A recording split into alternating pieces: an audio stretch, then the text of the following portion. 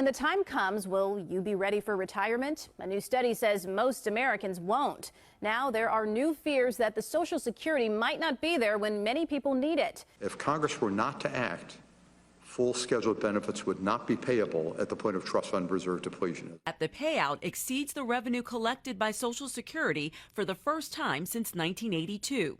That means Social Security must dip into a reserve fund that's expected to run out by 2034. Bank rate study shows 6 in 10 people don't know how much money they'll need for retirement. Financial experts say the big takeaway is that everyone should strive for long-term savings. Danielle Nottingham at CBS News, Los Angeles.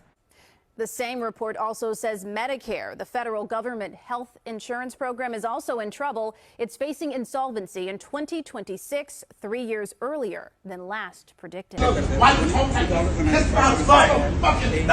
can do that. You don't know what I'm motherfucking feel. I want my ass off of this motherfucking Exactly. I've been here 30-something motherfucking years. Yeah, I agree with you. 30-something fucking years. You tell me I ain't got no motherfucking pension. Yeah. And nobody tell me to calm my ass down. Fuck everybody tell me to calm down.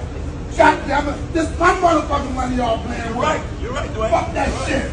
So this is what I'll say. You gonna tell me how to motherfucking feel. Fuck that shit, man. So this is what I'll say. Fuck this shit. Life insurance is the world's safest industry.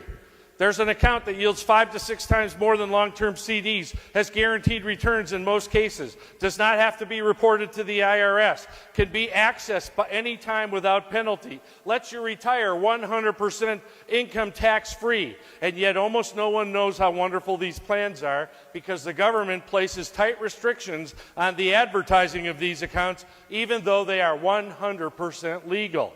Why are they secret? I'll tell you in a moment. Bankers, Wall Streeters, Fortune 1000 executives all use these accounts.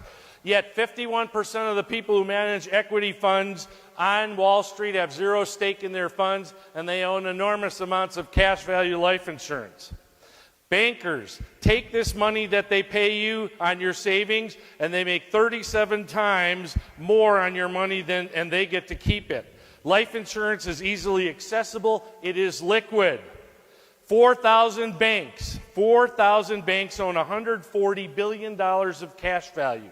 Bank of America has more money in cash value, $18.5 billion, than all of the value of its 5,600 branches and the second tallest building in Manhattan.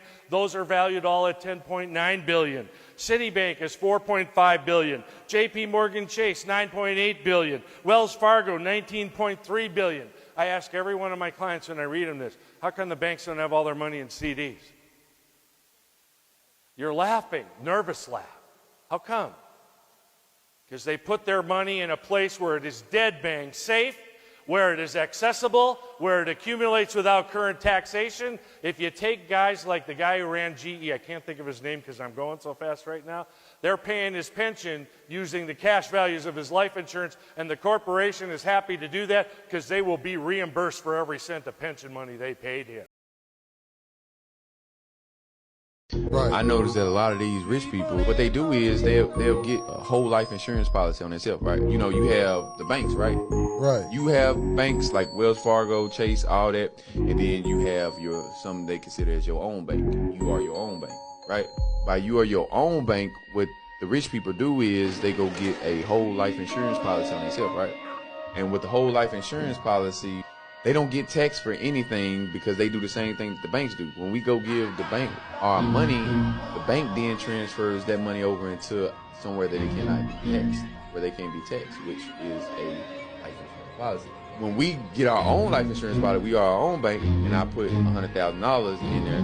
Not only is it gaining 12% interest, but I can use those funds to not get taxed. So I can use those $100,000 from my life insurance policy to go get a car, to go get a house.